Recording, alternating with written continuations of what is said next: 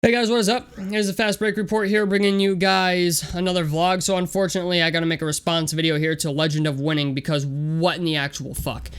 Legend of Winning put out a video called "The NBA is Broken and It's All LeBron's Fault," and I watched it for 13 minutes, and he did not touch on any of the points that I think he should have touched on. Two major ones that I think he completely left out. So to save you guys the 13 minutes and 55 seconds.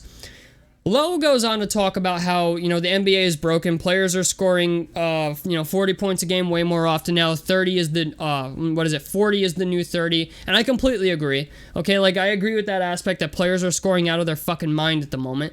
But, he goes ahead and attributes this to pace, rule changes, positionless basketball, and analytics.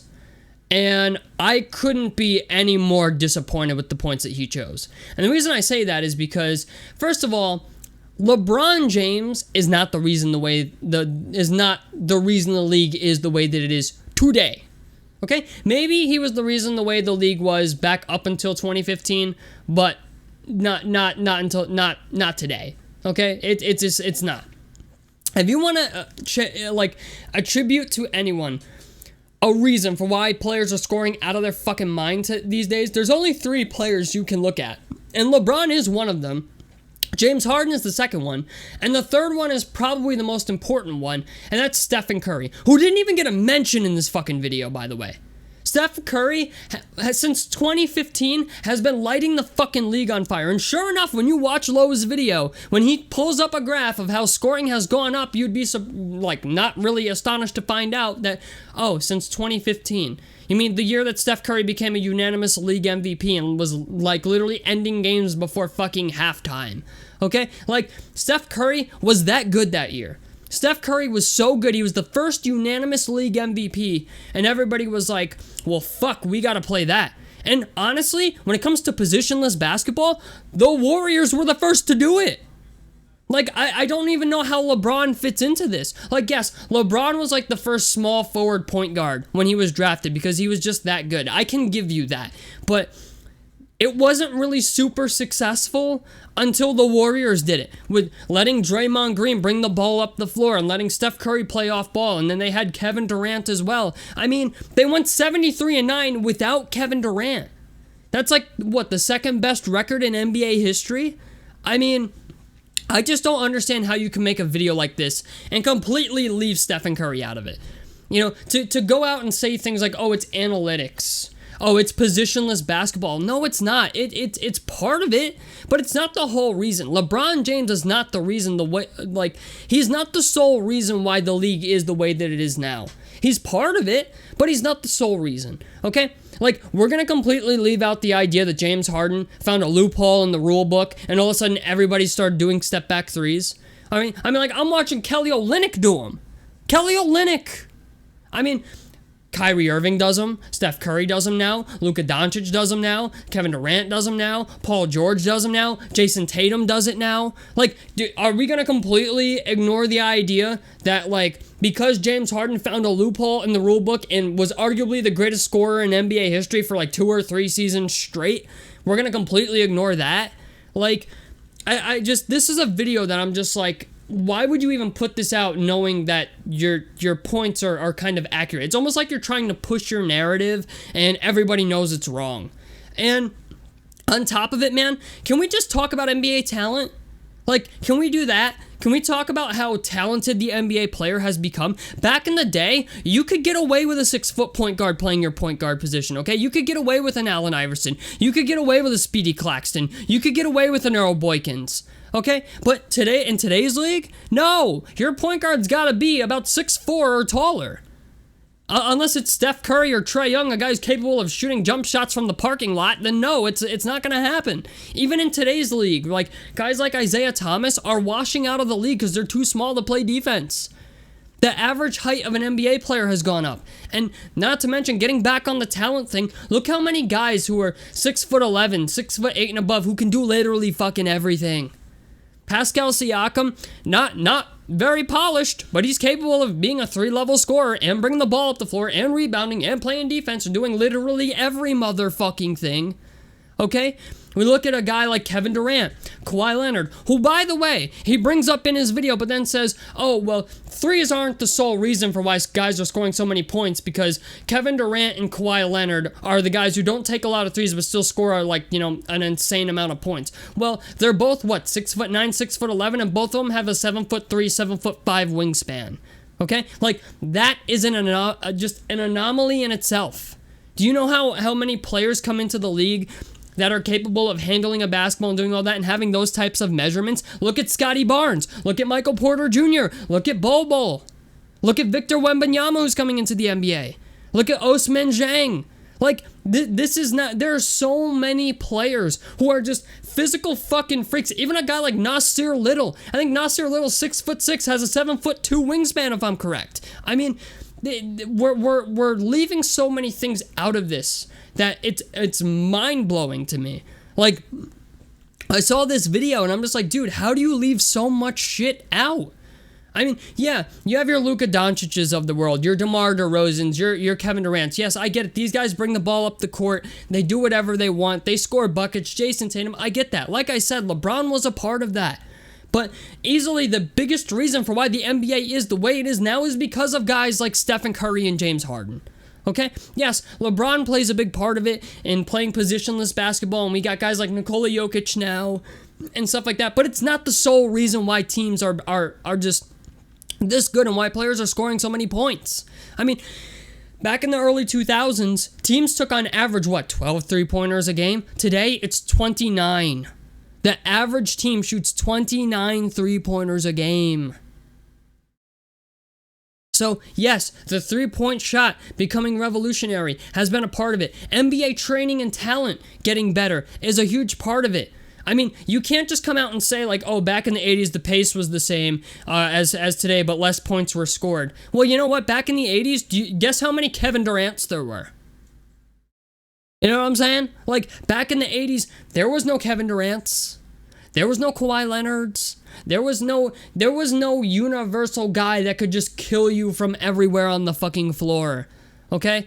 That's why the points totals are higher, because NBA talent is just so much better.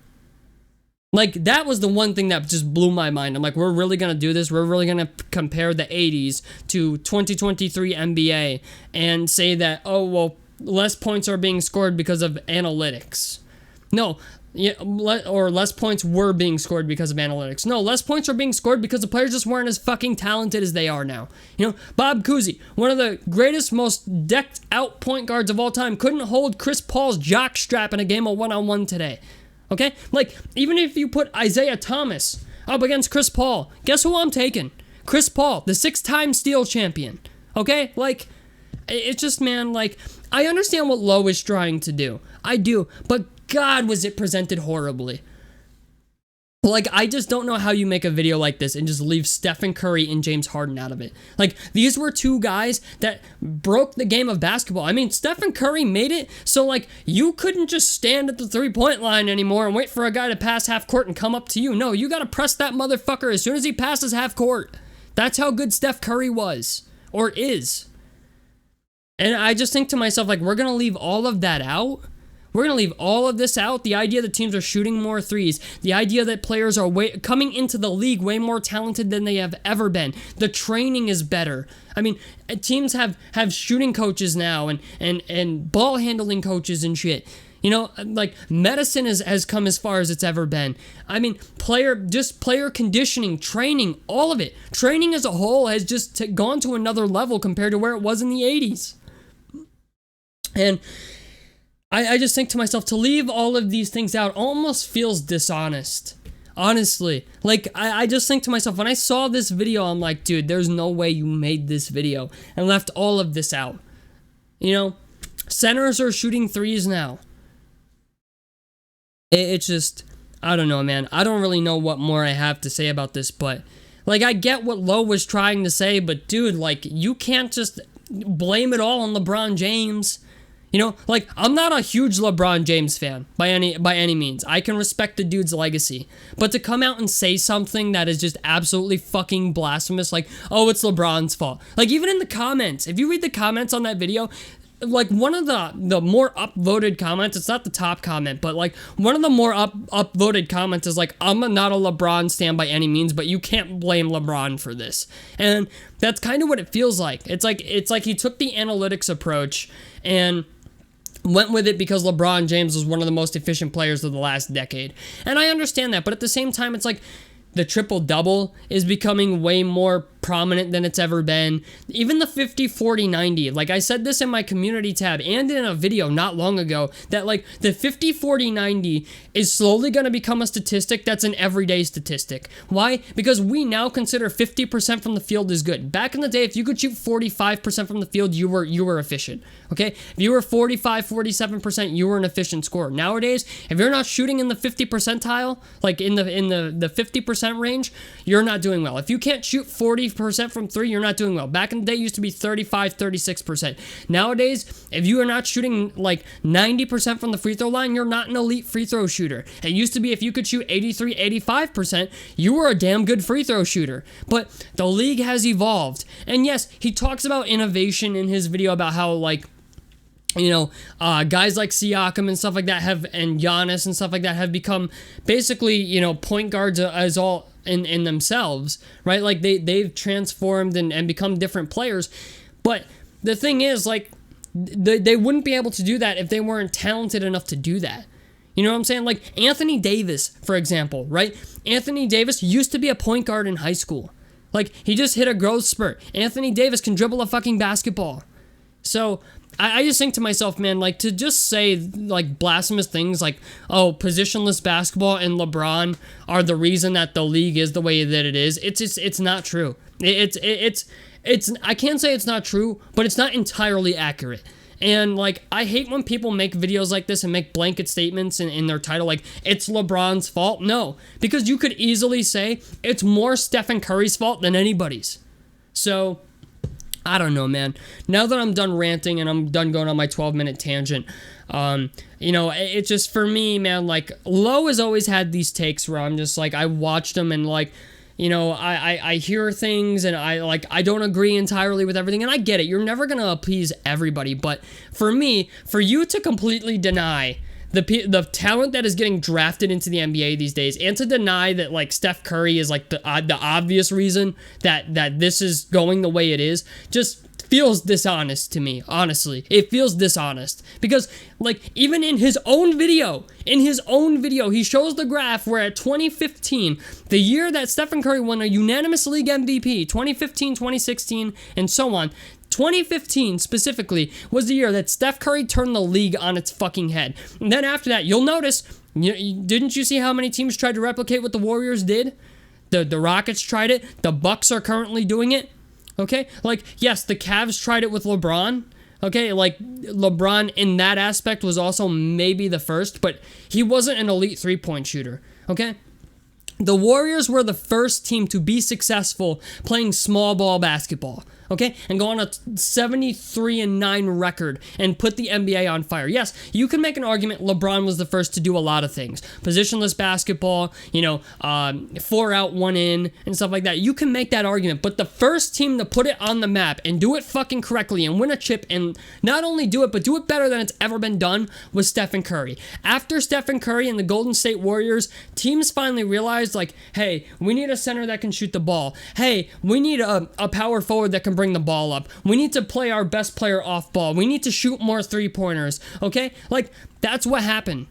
That's what happened. The very next year after that, teams were like, we need to jack more three-pointers. And ever since that year, 2015, 2016, when Curry won that unanimous league MVP, three-pointers have gone like this since then. So, I just think to myself, man, like, you know what?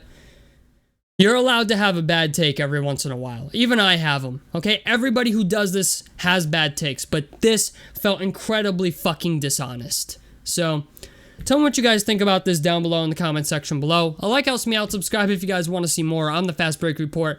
And out of this motherfucker. Peace, guys.